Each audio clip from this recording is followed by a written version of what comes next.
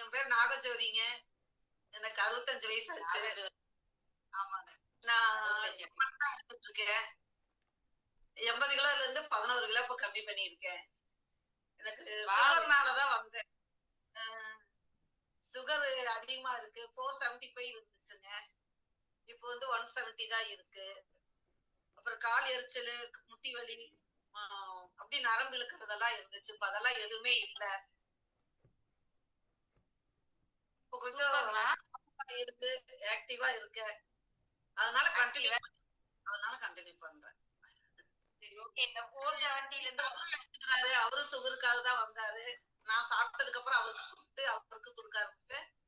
அவருக்கு இப்ப இன்சுலின் போட்டுட்டு இருந்தாரு. 2 வேளை இன்சுலின் போட்டுட்டு இருந்தது. ஒரு வேளை இன்சுலின் போட்டா போதும். நாங்க மெடிசன் எடுத்துட்டு இருந்தது கொஞ்சம் கம்மி பண்ணி இருக்கிறாங்க. வேல்யூம் கம்மி பண்ணி இருக்கிறாங்க. எனக்கு ஒரு மாத்திரையும் கம்மி பண்ணி இருக்கிறாங்க. 5 மாத்திரை குறைஞ்சிருக்கு. இதெல்லாம் குறைக்க சுகரோட லெவலும் குறைஞ்சிருக்குன்னு சொன்னீங்க. இதெல்லாம் குறைக்கிறதுக்கு மாத்திக்கிட்டீங்க. இது சாப்பிடுற ஐட்டம் முதல்ல எல்லாம் இட்லி, தோசை, மத்தியானம் ரைஸ் தான் எடுத்துட்டு இருந்தோம். இப்ப காலையில சேக் குடிக்கிறோம். அதனால மத்தியானம் லஞ்ச் மட்டும் தான் சாப்பிடுறோம். கொஞ்சமா ரைஸ் வச்சுக்கிட்டு 2 காய் 3 காய் சாப்பிடுறோம். இடையில தான் பசிக்குதுன்னா கொய்யா பழமும் பபாளியும் அது மாதிரி சாப்பிட்டுக்கிறோம். ஒண்ணும் தெரியறது இல்லை. வேற என்ன ஹேபிட் மாத்தி? ஏதாச்சும் வேணும்னா சுண்டல் சாப்பிட்டுக்கிறோம். மத்தியானம் சில டைம் காயும் சுண்டல் மட்டும் எடுத்துக்கிறேன். அது நல்லா இருக்கு. ரைஸ் சாப்பிட போர் அடிக்குது. இதுக்கு முன்னாடி அதான சாப்பிட்டு இருந்தோம். போறதுல இருந்து இப்ப அது வந்து பாக்குறதுக்கு சாப்பிடுறதுக்கே இஷ்டம் இல்லாத மாதிரி ஆயிடுச்சு.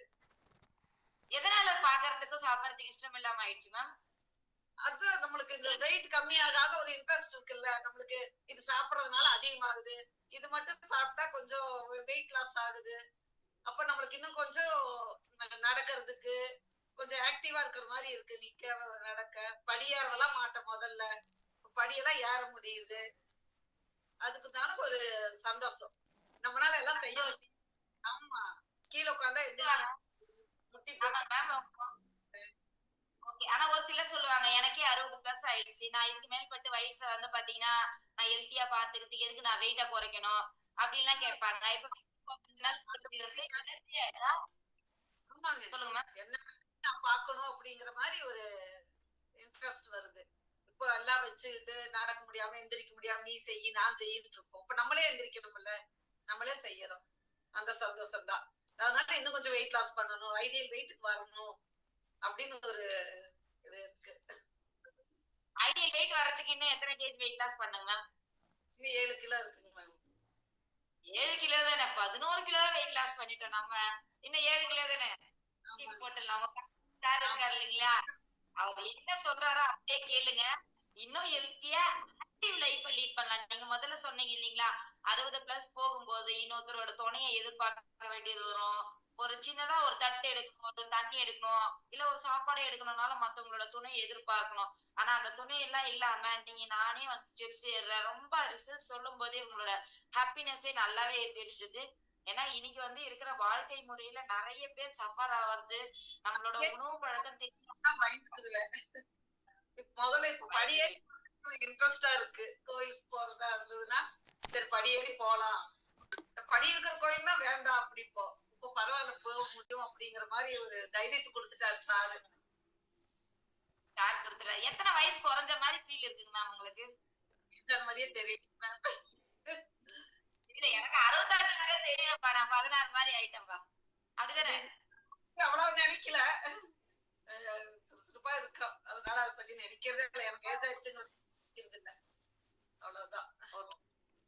என்ன சொன்னீங்க இல்லையா, அந்த 7 kilo ideal weight ideal fat வர வரைக்கும் பாத்தீங்கன்னா உங்க பக்கத்துல இருக்கிற கோச் என்ன சொல்றாரோ அதை அப்படியே கேளுங்க.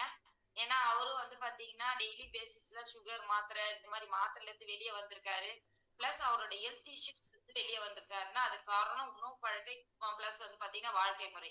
இது ரெண்டுத்தையுமே அவர் எப்படி கைட் பண்ணி தராரோ அதை கைட் பண்ணுங்க. அது மட்டும் இல்லாம டெய்லி பேசிஸ்ல காலையில சென்டருக்கு வந்து நியூட்ரிஷன் எடுக்கும் போது உங்களுக்கு வந்து ஹெல்த்த பத்தின டீட்டெயில் வந்து ஒரு கோச்சர் சூப்பரா உங்களுக்கு ஒரு நாள் கைட் பண்ணி கொடுப்பாங்க. அந்த செக்ஷனை அட்டென்டிவா கவனிங்க. உங்ககிட்ட பேசுறது ரொம்ப சந்தோஷம். எனக்கு கொடுங்க, நான் வீட்ல எடுத்துக்கிறேன்னு சொல்றேன். ஆனா எடுத்துட்டு போகல. டெய்லி வந்துகிட்டே இருக்கேன். 2 மாசமா நீங்க வந்து இங்க வந்துதான் எடுத்துக்கிறேன். 2 மாசமா இல்ல. நீங்க போயிட்டு வர வரைக்கும் நீங்க சென்டருக்கு தான் வரணும்.